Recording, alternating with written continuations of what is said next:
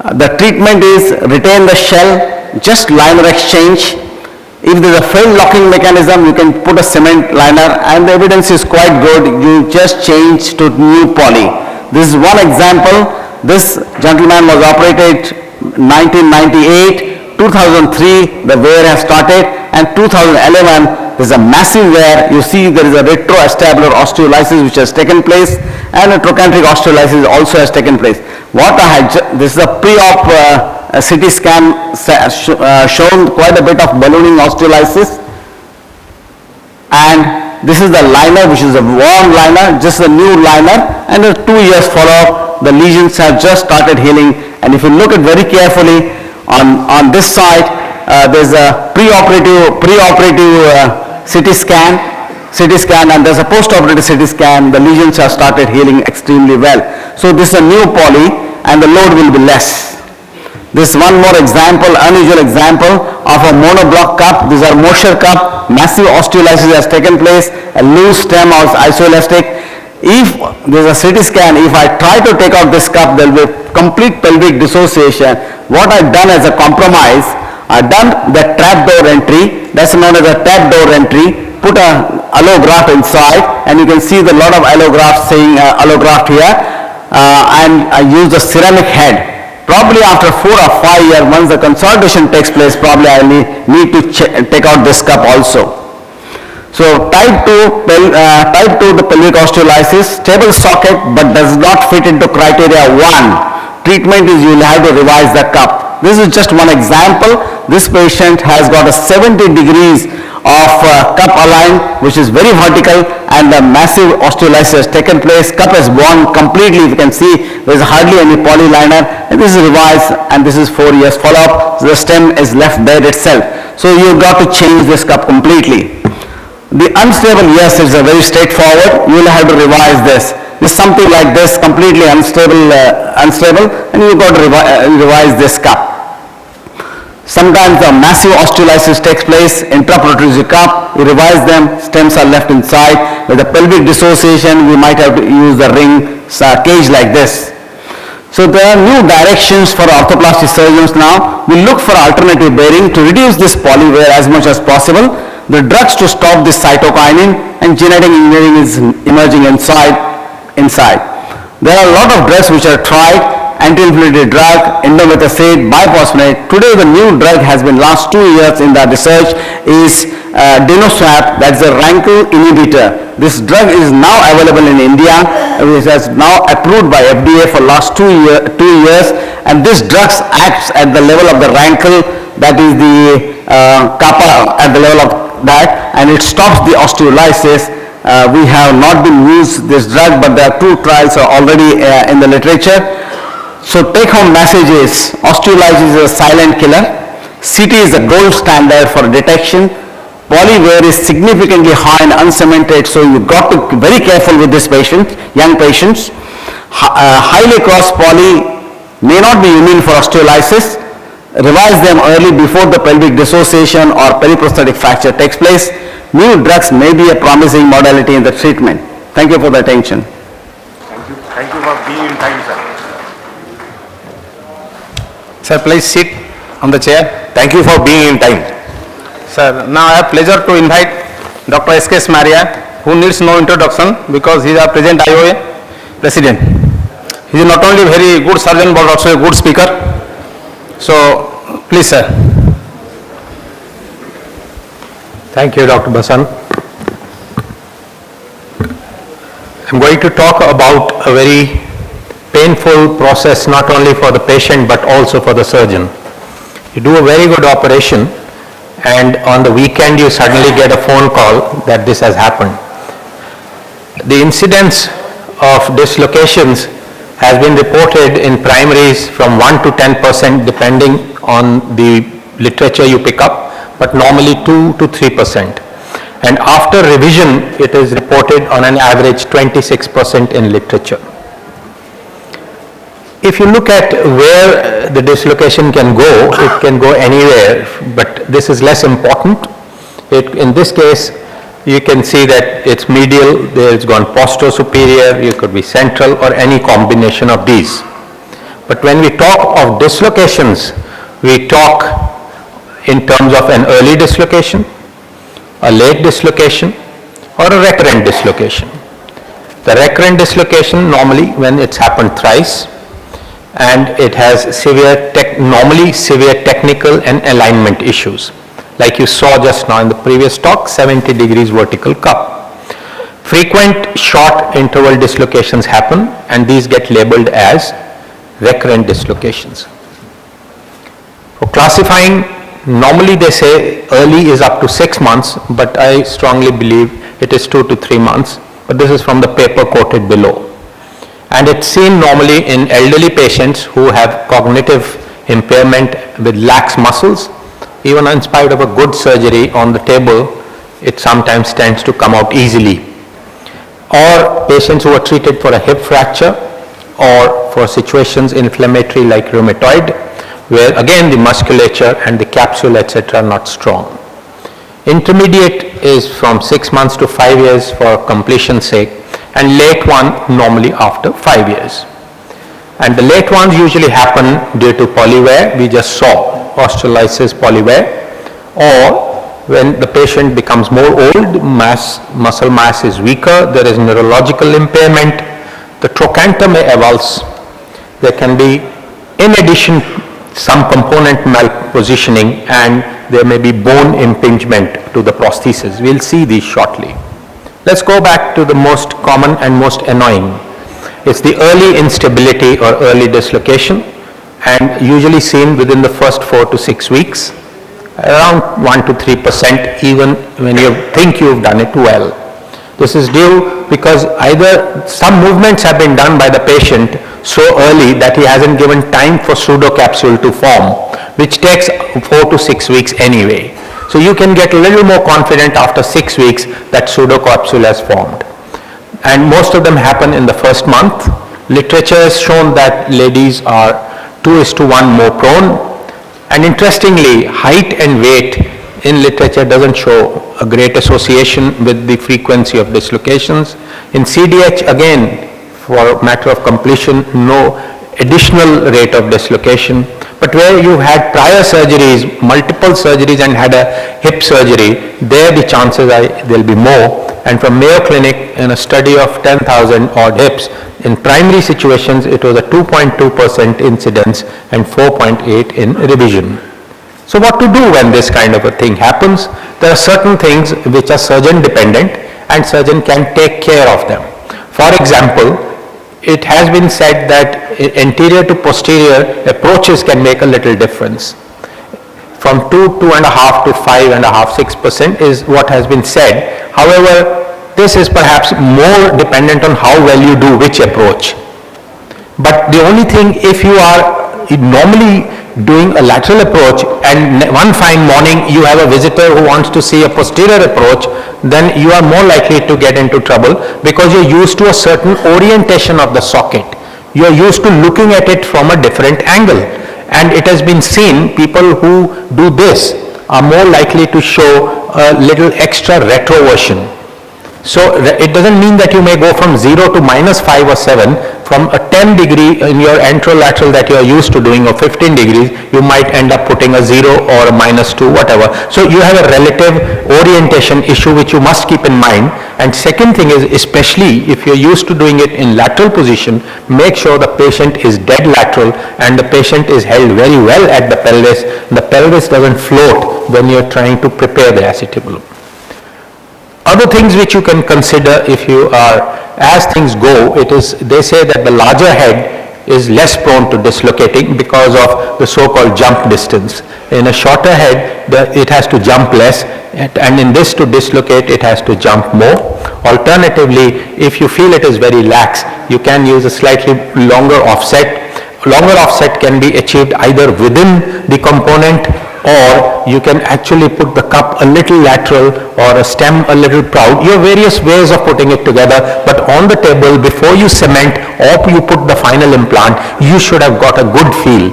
And also you have various sizes of heads available which can make it just tight enough, but not at the cost of lengthening more than half a centimeter. The other thing which is quite helpful is the cup design. Charnley came up with the long posterior wall and an elevated rim, that is John Charnley. And at Mayo, they actually in a study showed again that in an augmented cup, for all purposes this is an augmented cup, in an augmented cup you will have, and versus standard, you will have 2% to 3.8% will be the dislocation rate. So if you have this extra cushion, you are less likely to dislocate if there is a marginal error. But if you made gross error in positioning, then none of this comes to your aid. This elevated rim has a disadvantage too, because if you put it in such a way that every time you abduct, you are likely to rub the poly and there will be more wear, leading to problems you just saw. The positioning of the components, again, there is no problem getting X-rays like this, because the cup should be, normally the cup should be about 40 plus minus 5 degrees in inclination, and anteversion should be about 10 to 20, closer to 10, 15. Now, retroversion is bad news. If you put these grossly retroverted, you are likely to have a dislocation. What the concept today that is now gradually being pulled up is combined anteversion, where you want to put the both of these, the anteversion of the cup and the stem together should be 30 to 40 degrees. So one could be a little more, little less, but you put the trials and you put the hip in, you see it in neutral position, see it at 45 degrees, and the ball should be in the socket in a symmetrical way. The stem, again, in this situation, we have a patient came to us with an excessively retroverted stem. Obviously, on the table, it's sometimes difficult, especially in lateral position. You think you've done it well, you don't realize it. And this is what happens. So whether you antevert too much or you retrovert too much, or you have the neck which impinges due to cement or osteophytes, this all contribute towards the possibility of a dislocation. The other additional things you have in mind, sometimes a patient has a more stiff hip. If it is a little more forgiving, if the range of movement is less and you've given enough rest, say even if it has dislocated and you put it back, chances are it will be stable. Post-operatively, especially in post-traumatic situations, don't be too enthusiastic about too many movements too early. Walking normally and load bearing in compression is not usually a problem, but you have to try and imagine where you are trying to put too much load on the cup. And the capsule, which is already lax, in addition, if it has not been put properly, that can be a problem like this. If you have severe knee contractures, that becomes a fulcrum for dislocating. And most important is the mental status of the patient. An elderly patient, how often we see them who are not able to cooperate properly, but you have to do these. And if we have actually seen even the hemi replacements dislocating, so it's no shame in putting them in a brace for a period of 3 to 6 weeks, but you have to do good post-operative nursing care. And the diagnosis of early instability is just like somebody comes to you with a dislocation of a hip otherwise, but in this case there may not be history of trauma. It may be just turning in bed, just trying to get out of bed, or the physio or the nurse trying to help the elderly patient, it just pops out. And in this case, there is always a case for trying to put it in, do a close reduction. At least 2 trials on 2 instances are very helpful unless the implants are grossly badly oriented. So after reduction, normally we put them in brace, and temporarily to move out of the theater, you can put this insert in between, and if at a given time for temporarily you don't have both of these, you could also put a boot and bar, which has been giving very good results. But it needs a lot more care, which most of us find difficult giving that much time these days. But if you have, and then you must be ready whenever you're trying to reduce. If you go in, you must have all inventory ready to quickly convert it. Late instability has shown that 6% dislocations tend to happen after 5 years, and it can increase. In addition to other things, the wear aspect starts kicking in. So you have to ask yourself, when and the patient, when did the dislocation happen? How did it happen? How often has it happened? How often in between? What was the time? Can we find out for ourselves why it is happening? Is it obvious positioning, or is it trauma, or is it a muscular problem, or some kind of a neurological issue? And then we must work up what are the surgical risks. And the most important is, if you are going in keeping all these things in mind, how are you going to control it? And late instability, you can see that almost 45 to 70% of these dislocated patients in late instability are likely to need surgery. You can try open reduction alone, but this is normal if it has come out normally after some kind of an injury, and it needs to be put back and rested. But you may have to do an acetabular revision, a stem revision, depending on the problem. If there is ectopic bone which forms later, then that also should be removed at the same time. Trochanteric non-union normally does not that late, but if the patient is getting weaker with age and there is less muscle tone, it can happen. The tips now are, when you are restoring or putting it back, look at this situation, how it's hanging out. Your aim is to put back proper tissue tension in both horizontal and vertical fields. Horizontal basically means the offset, and the vertical means that indirectly the length of the abductors, and one of the ways is to actually advance the greater trochanter down to tighten it up if your implants are properly put. And in this case you can see that there is increased offset, and in this case we've used the trochanteric advancement picture here. We haven't done this one. And the other important thing is, whenever you are closing, this is more preventive. Make sure that there is no soft tissue here. There is no piece inside, no bone piece, no piece of cement inside the socket. Just before closing and washing, it's a good idea to take a clean glove and feel inside that there is nothing left behind. In addition, very rarely to a gauze piece. If that is left, the post-op X-ray will show a badly concentric or a poor concentricity of reduction. The salvage options, if you have done and repeated dislocations are happening, you have two options. One is to use the constrained liners, whereby you put the neck and head is held by this. Unfortunately, with movements, this is showing problems. It does have wear. In addition, it can come out, it can dislocate, and perhaps the only thing which is permanent, if you can't handle it, then would be a girdle stone arthroplasty if you've tried it repeatedly. So very briefly, two pictures. One, you must know the risk factors. It's also said higher the ASA score, more chances of dislocating, because poor cooperation, poor muscle tone, all the time in the bed. Surgical approach we have discussed, we have said all these factors we have said, you must know. But one factor which is very important, if you see a dislocation, don't forget that it could be one component of an additional sepsis. It's very easy to see one thing and get carried away and forget that you go ahead and do an operation, but you must keep in mind you have to rule out an infection anyway. From operative treatment point of view, you can revise the component, you can put a modular component exchange, you can use a larger head, soft tissue procedures, bipolars, trochanteric advancements. We have seen all these one by one, and dual mobility cups, which I just showed you.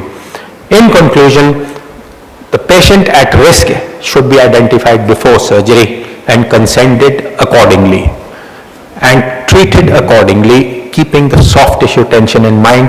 Adopt the strategy to ensure more stability. You may have to increase the offset a bit. You have to play around a bit with perfection, but prevention obviously remains the best treatment. Like I said, look inside, you've left nothing behind. Good patient education and stress on hip precautions. Once in a while a patient comes in after 15 years and we all feel proud to show an X-ray. Look, my patient is squatting on the ground. But that he has done on his own accord. Good luck, he was lucky, but you're not going to tell him to try and do this. So always attempt close reduction. It's the most successful procedure in the initial stages, and recurrent dislocations require surgical correction after assessment for the cause. And most important is repeated dislocations. If you don't know what's happening, please speak to somebody. Please speak to somebody who's been there and get some mature advice. Thank you for your attention. Thank you, Dr. S.K.S. Maria. Thank you, Dr. S.K.S. Maria, for your presentation. Our next speaker is Dr. S.S. Mohanty. He is professor in orthopedics at King Edward's Memorial Hospital, Mumbai, recognized postgraduate teacher of University of Bombay, and honorary consultant attached to Jaslok Hospital, Nanavati Hospital, and Shushruth Hospital in Mumbai, doing all types of primary and revision replacements.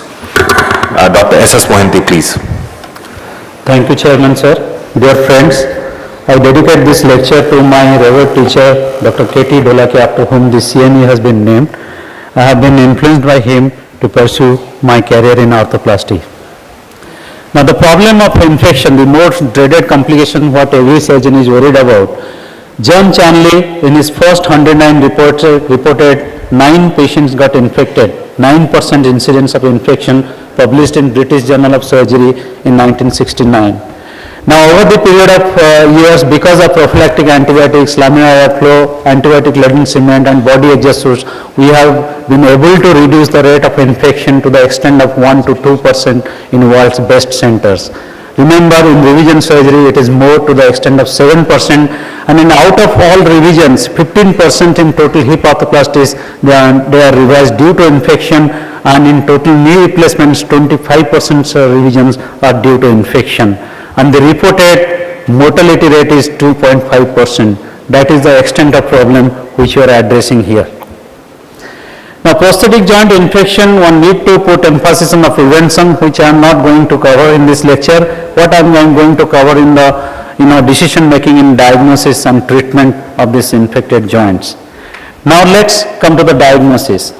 Way back in 2005, we had this criteria laid down for prosthetic joint infection, but now we have changed to this. This is a new American Academy of Orthopedic Surgeons guidelines established in 2011 by Javed Parviji, and there are these 3 criteria one need to find out to establish a periprosthetic joint infection.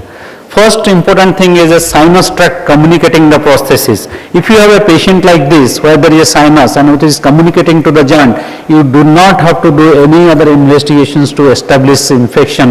You have to just, with the clinical diagnosis can be made that this joint is infected. The second criteria, isolation of a pathogen by culture in more than or equal to 2 samples of tissue or fluid samples, and in both these samples the organism should be same. So here is a patient who was operated for total hip replacement, but if you have done an aspiration from the hip to the under image intensifier and just send the samples for culture, then if 2 samples are showing the same organism, then infection is established. You do not have to do any other investigations. But the third criteria, which is little more exhaustive, that is when out of 4 of these 6 criteria which exist, that is elevated ESR and CRP, elevated synovial WBC count, elevated polymorphonuclear leukocytes, presence of frank purulence in the joint, isolation of an organism, only in 1 sample you have found the organism, and if there are more than 5 neutrophils in per hyperfield, in 5 hyperfields, which is seen in 400 plus magnification. If you see this X-ray, now you see a global loosening both on acetabular and femoral side, but when you did a culture, the culture was negative. That doesn't establish infection, but if you have seen that ESR and CRP is high and aspiration shows seropurulent material and the cell counts is 54,400 with a 91% polymorphs, infection is established even though your culture is negative. Now this is a beautiful algorithm for diagnosis of infection. If you suspect the patient to be infected, then do first ESR and CRP. If ESR and CRP both are positive, then infection is likely. But if both are negative or one of them is negative, then you have to aspirate the joint. Then send this aspirate for both culture and differential count or cell count.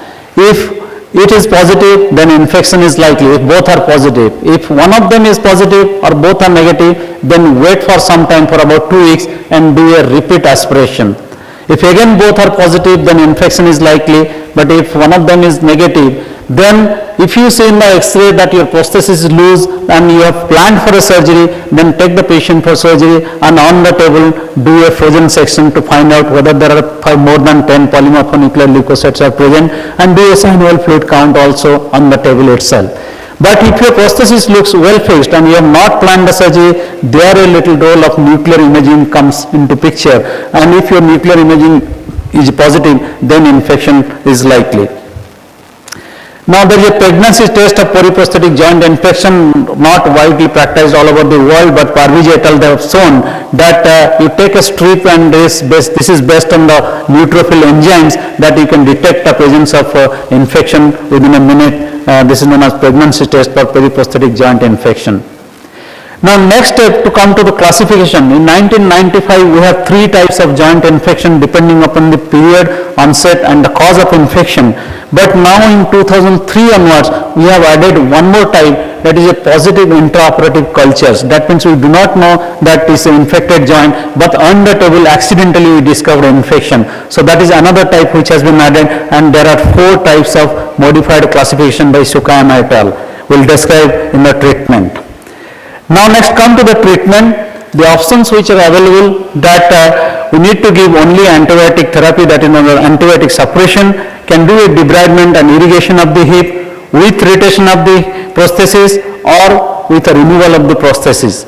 If you are removing the prosthesis, you can do a one-stage revision or two-stage revision, and last option remains the resection arthroplasty. But remember, two-stage reimplantation remains the gold standard of treatment for infected total hip replacements. Now let's come to our type by Cme et al. The type 1, which is positive intraoperative culture accidentally discovered by the surgeon. Then you don't have to do anything, just to give post-operative antibiotics for 6 weeks as per your culture sensitivity report. But you assess the ESR and CRP a weekly interval, see that there is a, there is a declining titer of the ESR and CRP, and pray for the God that it should not get infected further. Now in type 2, which is early post-operative infection, it can vary from a superficial cellulitis till about deep infection, or you can treat them with antibiotics alone until about debridement of the joint. Wound dehiscence, wound necrosis, infected hematoma, all these things are covered under this type 2 infection.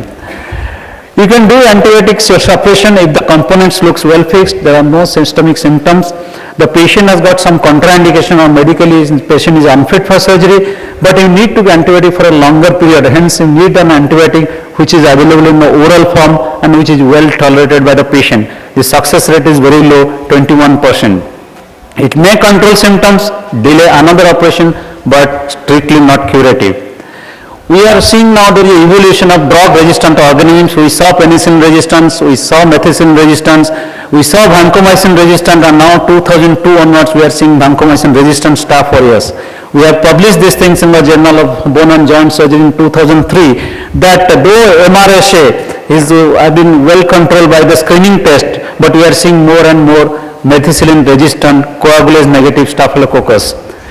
Now in debridement, we leave the prosthesis in place, send the specimens for culture, and if your deep fascia is completely intact, please do not enter the joint, otherwise you are likely to introduce infection from a superficial to the deeper structures. Hence it is essential to know what is superficial and what is deep infection. Now the debridement, the success rate is 71%. It is more failures in uncemented prosthesis compared to cemented type of prosthesis. But remember, if you delay your decision of debridement beyond 2 weeks, then the infection may not be entirely eradicated. Here is a patient with a sinus there. The prosthesis looks well fixed both in AP and lateral view. But when the sinogram, as you can see here, the sinus tract is leading to the joint there, and with the debridement and complete healing of the prosthesis took place. This acute hematogenous infection, which is a type 3 infection, where there is a period of well-being was there, then the patient become symptomatic. It may be a hematogenous spread from the different from a distal structure, like after a period of well-being. You can do a debridement with component retention or removal, but the type 4 infection, where there is a one-stage exchange or a two-stage exchange, is a treatment of choice. Thank you.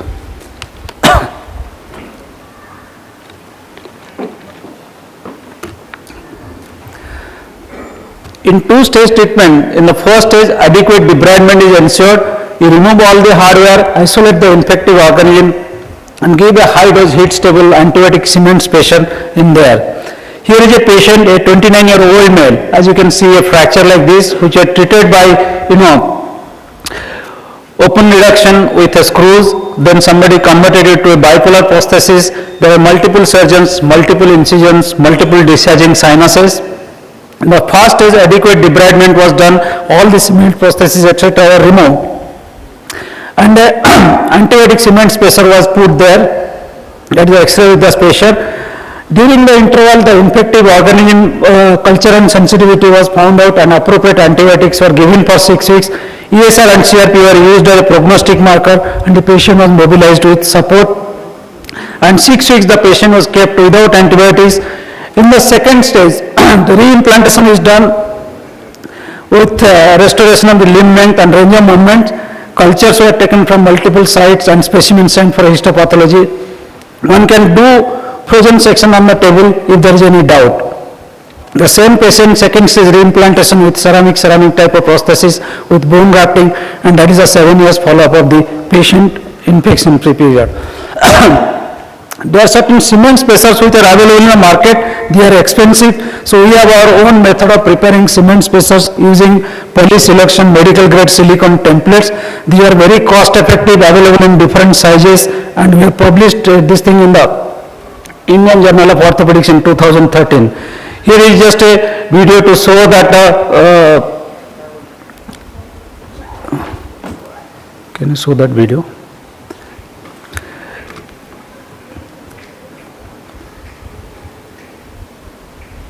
This is just to show that how to prepare the cement spacer. Here these are the poly-selection templates, and here is the prosthesis with the prosthesis in. This is the bone model. We just take out the implant, take a K-nail and bend it to appropriate angle, take the cement there, add the antibiotic to the cement powder, then mix the antibiotic powder to the cement, then mix the cement and put it inside those templates depending upon the size, what is the size of the acetabulum, then put the K-nail inside with the appropriate angle, then hold it till it sets. Once the cement sets there, take out the prosthesis. Next exercise, whatever amount of cement, which is extra cement which is there, just nibble it out from the margins of the prosthesis. Now your template is ready for insertion. That is the template. Then you should put it inside so that it snugly fits inside the canal there. So that is ready now.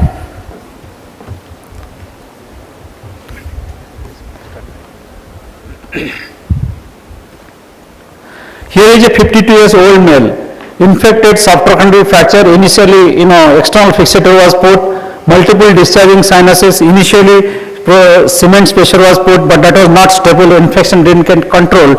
And here is Austin Moore prosthesis coated with antibiotic loaded cement. Infection got controlled, converted to a cemented type of total lip. That is a 10 months follow-up of the patient. And you see how biology is taking over the bone growth of the patient. All the sinuses anteriorly, posteriorly, all over the thigh is healed now. Here is another patient, 53 years old male with infected bipolar prosthesis. The first spacer was put somewhere else, and as you can see there still cement is remaining there. So infection didn't get controlled. So second spacer was put with a osteotomy, and again infection didn't get controlled. So we had to put a third spacer using our templates, and that is the second stage reconstruction. That is 4 years follow-up of the patient after the uncemented total hip replacement during the second stage. The last patient, a 50 years old male, chronic alcoholic, 12 times operated, repeated periprosthetic fractures, plating, everything. On the right side, there is a excision arthroplasty done. In the left side, we had to put a cement spacer and subsequently second stage reconstruction with a cementless kind of fully coated prosthesis there, and that is a 5 years follow-up of the patient. Now, last option remains the excision arthroplasty. One can do this in a medically unfit patient, if the patient is mentally impaired, or in immunosuppression therapy, or in IV drug abusers. And if there is a failed two-stage reconstruction, then one can do the excision arthroplasty. But remember, the function is always poor with a residual pain persisting. To conclude, the current problem remains in the infected total hip replacement that antibiotic resistant organism, they require antibiotics having higher potential toxicity to the patient, and we do not know the results of the direct exchange in case of cementless prosthesis. Dear friends, while treating infection, some days are diamond and some days are stone. That's what John Denver told. I thank you for a patient hearing. Okay, thank you very much for nice talk. Now the topic is, we welcome you for asking the questions. My talk to a question to Mr. Pachor. Dr. Pachori. Metal excrete in urine. Pachor.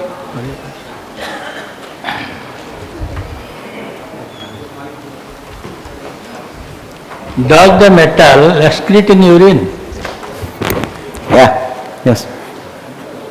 Number 2, in osteolysis, CT scan came in 1973. You tell patient positive, image positive, no harm. Here only image is positive, patient negative.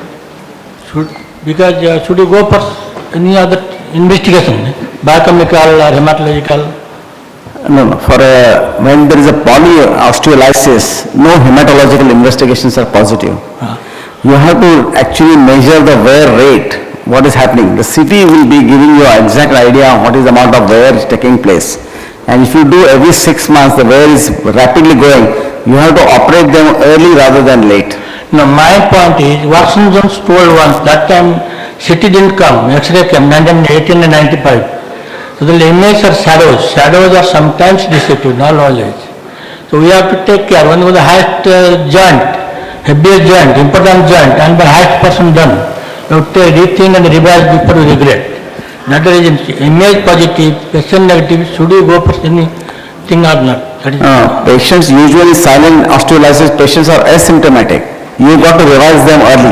Thank you, sir. Thank you. And Dr. Manti, when the infection is not controlled, implant is loosened, all is failure, because such a big human being, powerful human being is being tortured by the small bacteria from Mediterranean Sea to Mumbai.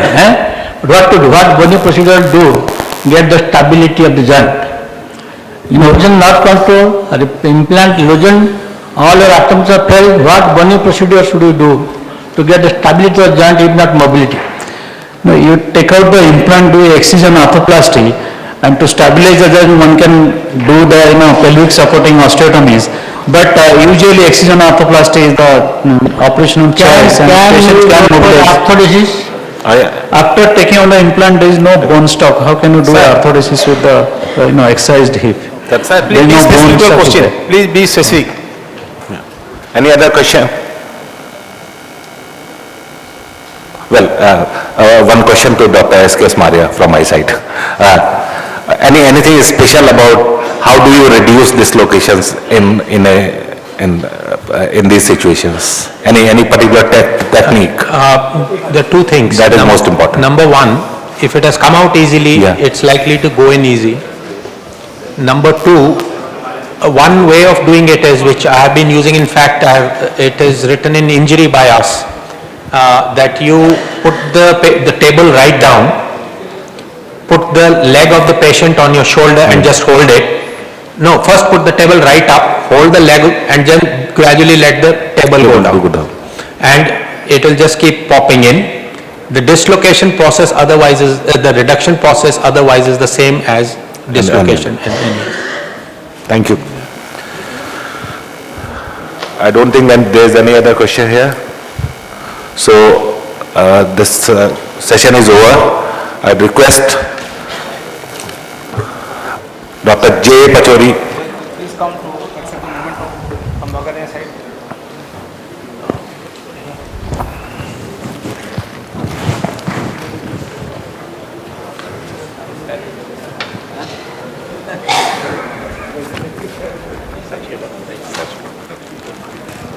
Friends, I'm just going a little out of way to politely request you that our chief guest this evening at 6 o'clock is Sardar Milkha Singh, and I'm sure you'll love to listen to what he has to say. We've all heard of him, so please be here 6 o'clock. It'll be very nice. Your family or any other person is most welcome. Thank you. Thank you for the wonderful session. May I request Dr. Ashwini Sadana and Dr. C.P. Pal to give the mementos to the chairperson.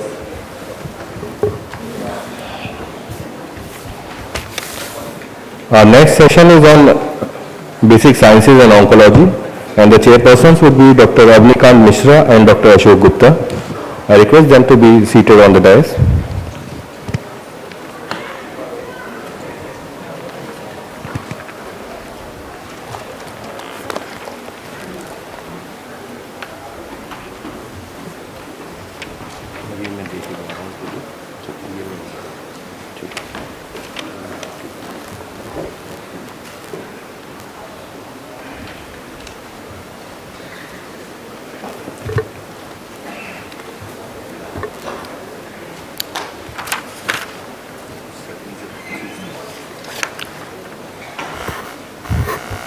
Now we are going to start the next section, which is on oncology.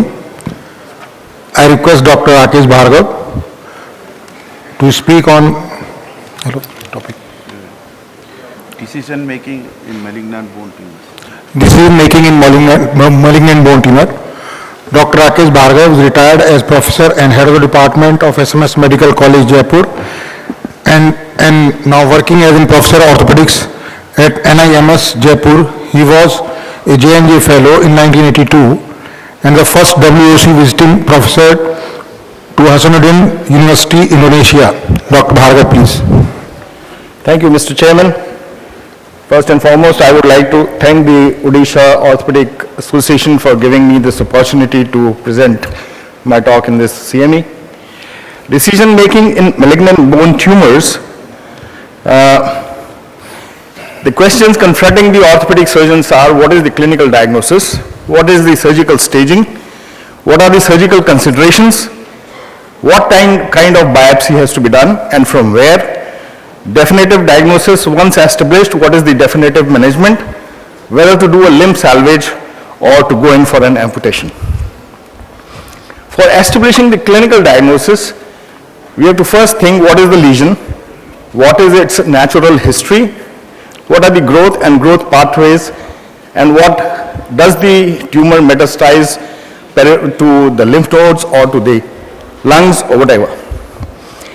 Now, this is a splendid book by Dr. G.S. Lodwick, who is professor of radiology at the University of Missouri. It's part of an atlas of tumor radiology. And in this book, Lodwick has given some of the terms which we are so familiar with, like geographic destruction, permeative destruction, moth-eaten type, and so on. And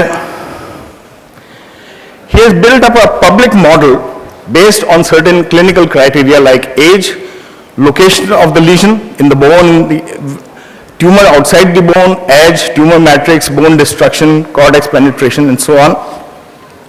And based on this, he has made a public model which, when applied to a large volume of cases, using Bayes' theory of probability, gives you a probability index. What could be the possible lesion? Now, you don't really need a computer to do this, but if you know all these points and you work them in their mind, you can have almost 0.9 on a scale of 1 to 0.0 to 1 probability of what is this lesion. And based on this, you can have a decision tree which exactly tells you what are the possibilities of this lesion. Sorry. Now, there are certain investigations which would help you in deciding what is the lesion. Now, I am talking only of malignant bone tumors. So, in the suspicious of malignant bone tumors, this gives you an idea of what investigation would be most effective, coming from a range of 1 to 9. So, MRI, it's number 9. Number 9 is very specific and very useful. So, if it is contrasted, then it can provide more information useful for vascularity and necrotic areas. Nuclear imaging is not so good. It gives you a scale of 3. CT is very good. It gives you a grade of 5. It may be useful if MRI is not available or possible, and it is useful for evaluation of calcification, cortical breakthrough, and pathological fractures. Now, this is just a composite slide which tells you the utility of the various structures. You can see the X-ray doesn't quite show you the lesion, but the isotope scan tells you that there is a lesion at the level of the C2. The MRI shows you the soft tissue component, but if you look at the CT, you can see the exact amount of destruction of the bone, and it gives you more or less a composite picture of what the lesion could be and what are the possible consequences. Now, Anakin has divided the malignant bone tumors into two main types: malignant tumor low grade and malignant tumor high grade. Low grade tumors show you a little atypical cells, some mitosis. There is a prolonged interval between primary lesion and regent and distant metastasis. Satellite lesions and in reactive zone are more common, and it does not outstrip the primary lesion, and surgical excision has to include the reactive zone. It also has some role for fluorescent labeling, because if you're contemplating a wide excision, you might need the fluorescent technique for frozen sections examination during the theater. Malignant high-grade tumors are totally undifferentiated cellular pattern. They have a very high mitosis, they have high hyperchromasia, they are rapid and high risk of MATs. Satellite lesions are more common. There are intravascular micrometastases which are not readily detected. Skip metastasis occurs. There is variability in reactive extension and could be independent on patient's defense, dependent on patient's defense immunity. What are the growth pathways? How do these tumors grow? They can grow by compression and simulated absorption and direct destruction. There may be a contact inhibition, but what is important is what are the structures which may actually limit the tumor growth. Articular cartilage and subchondral bones sometimes limit the tumor growth. Some tumors are restricted by the epiphyseal plate. There may be pathological fractures, joint implantation, and a surgical contamination. All things have to be kept in mind when you are planning your management. Metastasis. The important feature to see here is that pulmonary 90% metastasis come from sarcomas, and tumor thrombi are seen in vascular channels. Micromets, 50% of high-grade malignant tumors have pulmonary micromets at time of first examination, and they become clinically evident in 24 months. So these are the patients who are going to have pulmonary metastasis, and if you do not recognize them, you will not be able to warn the patient or his attendants of what might occur. Subsequent pulmonary metastases usually depend on the host resistance or are caused by the procedure, such as even a biopsy. So surgical staging, we have a preoperative staging to do. We can use angiography, isotope scanning, CT scan, MRI, and other investigations for specialized staging, and then on METs. Surgical staging is based on all these. Angiography, what is the role of angiography? It tells you the extent of the lesion. It gives you a good intrinsic vascularity. By telling you about the vascularity of tumor, it can tell you where to take the biopsy from. And sometimes preoperative immobilization or embolization of major filtrating vessels can really solve a bit of your surgical problem. Drawbacks are that angiography is valueless for intraosseous lesions. Now this is one of the slides showing how embolization can work in tumors such as aneurysm bone cyst and in hemangiomas. Isotope scan, it is useful for surgical staging. Only problem is if a prior biopsy has been done, then it gives you false results. Sequential scans can differentiate between blood flow and active mineralization of the tissue, so it actually tells you how far the tumor is growing. Drawbacks are that it can give you a lot of false positive and false negative results. This is one of the slides showing the isotope scans. Now you can see that the lesion in the X-ray shows on the isotope scan also, but the lesion in the femur is not so evident in the X-ray as it is seen on the isotope scan. So isotope scans are especially useful when you are trying to detect the multifocal lesions or the multifocal spread of the lesion. Now CT scan is very useful for difficult places like the vertebra, the pelvis. It is very good for intracortical lesions. Lesions up to 5 millimeter can be identified by the CT scan. Intramedullary skip lesions in long bones are identified by the CT scan. If you add a contrast media, it increases the utility. Now the importance of a CT scan is that if you combine it with an angiography and you do what we call as a CT angio, it gives you a three-dimensional picture of the lesion, tells you where are the blood vessels and the neurovascular bundle. So if you are contemplating excision of the tumor, this is a very good modality. Now this is one of the uses of the CT scan, high resolution CT of the chest. It tells you METs which are otherwise not visible on the X-ray. Now MRI, what is the use of the MRI? Extent and localization of the tumor comes out very well in the MRI. Tissue differentiation can be done if you are using the various images like the fat suppression and the stir images.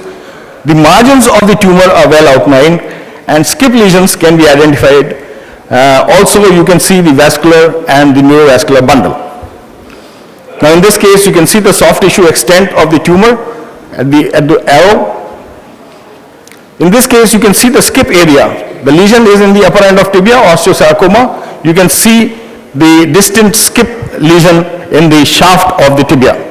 Also it gives you a well outlined the soft tissue extension of the lesion. Now this is about an osteoblastoma in the child. Just to show you that what you cannot see in the X-ray is the skipping of the lesion across the epiphyseal plate. This is visible in the MRI. Now biopsy, where to take it, how to take it, which type of biopsy should be done. A full paper on this was presented by Dr. Ajay Puri, Managing Bone Sarcoma, IOA Guidelines and Roadmap. This was also published in the IOA. Whether to do a needle biopsy or incisional biopsy. Needle biopsy is good for diagnostic purposes. It is a limited approach and can be done even as an OPD procedure. Incisional biopsy is a must if you are dealing with malignant bone tumor and if you are contemplating either limb salvage or amputation. Incisional biopsy is a must. Now, IOACON has done a surgical staging system, 1, 2, 3. All of you know it. The American Joint Committee on Cancer Staging System modified this in 2003, and then again, subsequent to 2003, they added some more staging sites. Now, in surgical intention, you have to do either a diagnostic intention, which is a biopsy, I have already talked about. You may have to do a palliative surgery, like debulking or something like that. You have to do an radioactive or active chemotherapy, and then definitive surgery. Definitive management will be based on a diagnostic team and on a therapeutic or surgical team, which includes surgeon and oncologists. If the this is the what to do with the wound margin. If it is intracapsular, you can do a debulking, marginal en bloc excision. Wide, you can do intracompartmental en bloc, radical extracompartmental en bloc. What are the surgical procedures? Again, you can do a debulking or marginal excision or amputation. You can do intracompartmental en bloc, intracompartment wider bone amputation or a radical and a radical disarticulation. Now in limb salvage, what are the considerations? Patient's considerations, these are important. What is the occupation of the patient? What is the economic situation of the patient? What are the social obligations of the patients? I have had patients in whom I tried to do a limb salvage surgery, and the patient belonged to the rural farming class, and they came and told me, sir, we had to sell off all our farms in our process to meet the expenses. So these things are very important for the people who are coming from rural areas, because you have to consider the duration of rehabilitation, financial, social and psychological. In amputation, you can do all these amputation. It has the merits that you give a functional outcome. You have revision procedures that may not be required, and there is a socio-economic consideration. The time is out. Yeah, just one. My chief, Dr. P.K. Sethi, who was the inventor of Jaipur Foot, he used to say that if you have a sensitive organ, sensitive lower limb, no prosthesis can replace it. But if you have an insensitive lower limb, then sometimes a prosthesis is much better option than trying to retain that limb. So you have to take this consideration when you are doing an elective surgery, whether the patient is going to have a sensitive lower limb or upper limb, or whether he is going to have an insensitive upper limb or lower limb, in which case maybe a prosthesis may be better. The bottom line is, surgery in orthopedic oncology is not to be trifled with. For any half-hearted attempts at management by way of facility, availability and surgical training and competence are unacceptable. Either do it right or don't do it. Thank you. Thank you, sir. Thank you, Dr. Bhargav. Now our next speaker is Our dynamic secretary, Professor Sudhir Kapoor. Welcome, Dr. Sudhir Kapoor. Dr. Sudhir Kapoor is a renowned orthopedic surgeon having vast experience, President Secretary of Indian Orthopedic Association and Dean of ESI Hospital, New Delhi. Dr. Sudhir. Thank you, sir. A very good afternoon to senior colleagues, teachers and friends. My brief is to talk about decision making in the management of giant cell tumor. Well, all of you know these points. The only point which I like to highlight is that in Asian countries, incidence of GCT is much higher than in European countries. We are likely to see these cases more often than they are seen abroad. Almost, they constitute about 20% of all bone tumors. Well, when I was doing this topic, I started thinking that what are the points, dilemmas, or the points where a decision making would be required. I could identify if there is some problem in the diagnosis, and if what choice of surgery, whether to go in for curettage or excision.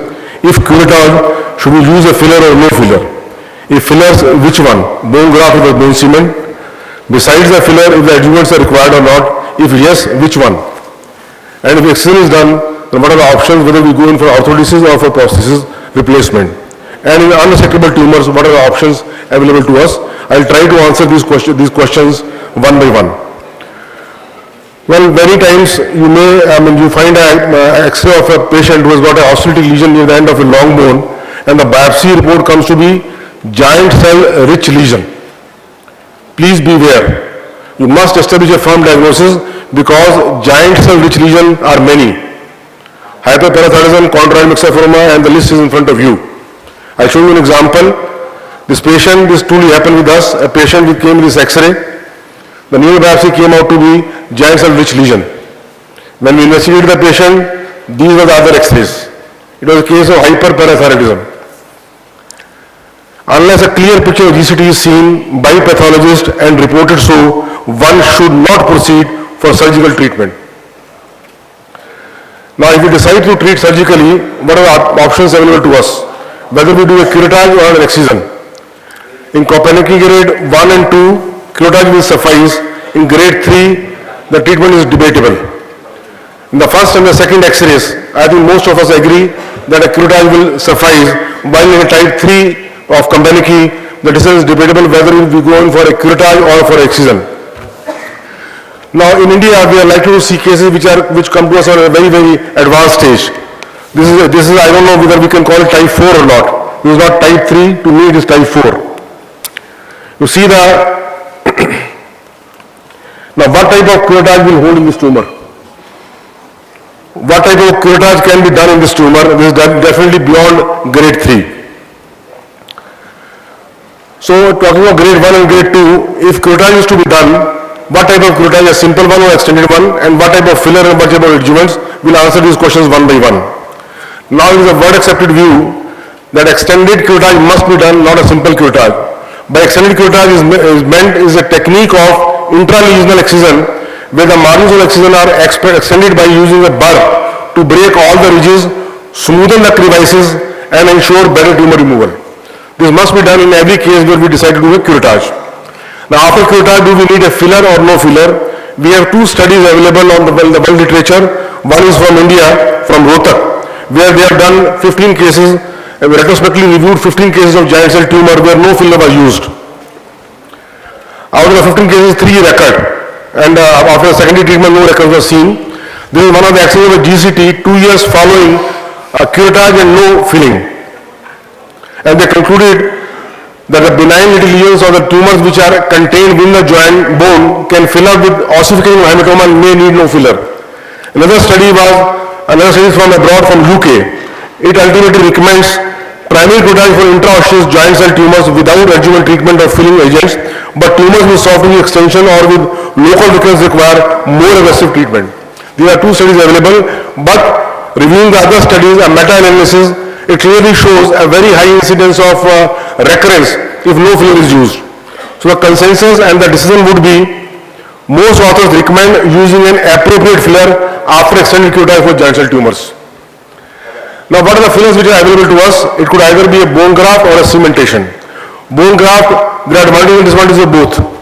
Bone graft it calls for an additional surgery and the morbidity is increased. Immediate weight bearing is not possible usually, and quantity, if you want to get a good quantity, then bone bank is essential. The biggest advantage is that it is biological, it ultimately merges with the host bone. While cement is mechanically very easy to use and is said to be thermotoxic to the remaining tumor cells, it is simple, economical, easily available, and immediate weight bearing is allowed. These are the advantages, but it is definitely not biological because it will remain a bone cement forever. Now, what does the literature say? These are 3 different studies available from the literature regarding use of bone cement in these tumors, and all the 3 studies conclude that cement is a very viable option and it gives a good results with low recurrence rate. The example of a giant cell of the upper end of the tibia treated adequately with the bone cementing and a fixation, patient was not weight bearing and joint motion was normal. Well, talking of available bone grafts, the example of that, a giant cell of the lower end of the femur, see the cavity and the amount of bone, 4 heads of femur will require to fill up this cavity.